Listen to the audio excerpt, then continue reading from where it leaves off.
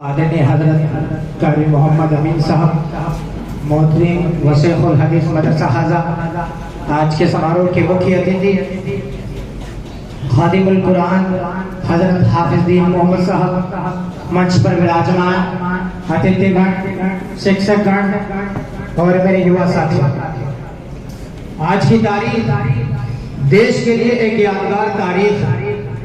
देश के कोने कोने, चप्पे चप्पे, गलियों और चौराहों पर छोटी और बड़ी उम्र के लोग जमा होकर जश्न मना रहे हैं। सवाल यह है कि जश्न की चीज पर मनाया जा रहा है, तो आइए मैं आपके सामने इसका जवाब रखता हूं। आप मेरी स्पीच से पूरी तरह जुड़े रहें।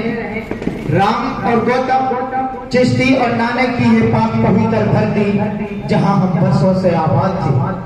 हमारी तहजीब, हमारी संस्कृति, हमारा धर्म और हमारे मंदिर मस्जिद आबाद थे।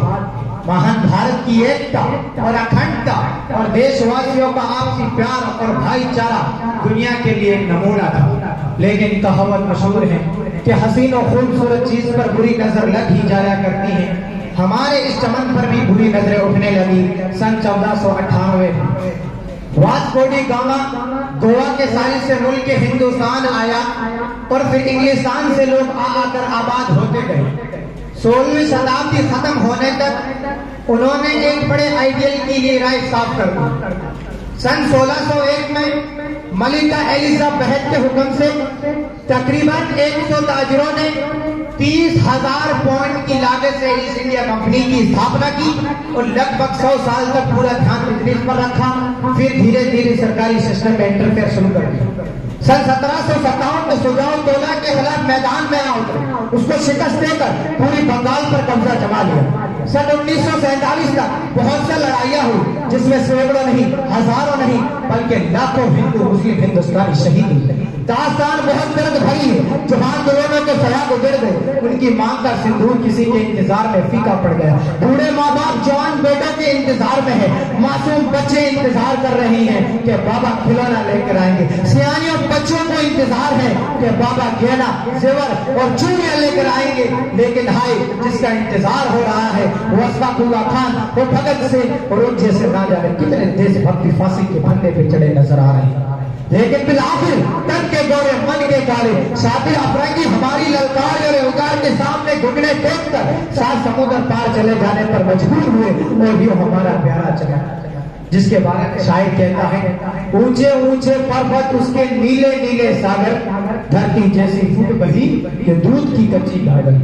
15 अगस्त 1947 को हम जालिमों के शिकंजे से आजाद हुए, तो आज 200-250 साल की गुलामी की आजादी मिलने की खुशी में यह मुल्क भर में जश्न मनाया जा रहा है। शहीदों का खिराज मोहब्बत पेश किया जा रहा है, श्रद्धांजलि अर्पित की जा रही है। ये तो मैंने आपको देश बचाने की दास्तान सुनाई है। अब मैं बात करता हूँ देश को आगे बढ़ाने की।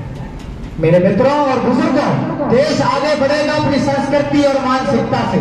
भारत के हजारों साल का इतिहास उठाकर देखो तो तुम्हें अंदाजा होगा कि खूबसूरत चमक की संस्कृति और तहजीब भी है कि ये प्यार का, मोहब्बत का, इतिहाद का, करुणा का, क्षमा का, दया का और एकता का देश है। याद रखिए, हिंदुस्तान एक इमारत है। हिंदू, मुस्लिम, सिख, ईसाई इसके 4 स्तंभ है। अगर एक स्तंभ भी कमजोर हो जाए तो इमारत कमजोर हो जाती है। इसी तरह अगर एक कम्युनिटी कमजोर हो जाए तो देश कमजोर हो जाता है। तो ये देश वो देशवादी नहीं रहेगा जिसकी संस्कृति की वजह से दुनिया भर में मशहूर है। तो आगे बढ़िए और विरोध कीजिए गैंग रेप, कंडम कीजिए मॉब लिंचिंग को, आवाज उठाइए आग और शोले और खा के खून जाने वाले हर खेल के खिलाफ, और बचिए गली कूचों से लेकर देश का सबसे न्याय मंदिर पार्लियामेंट तक और ऐसी बातें ना कहें जो किसी देशवासी की भावनाओं को जख्मी करें।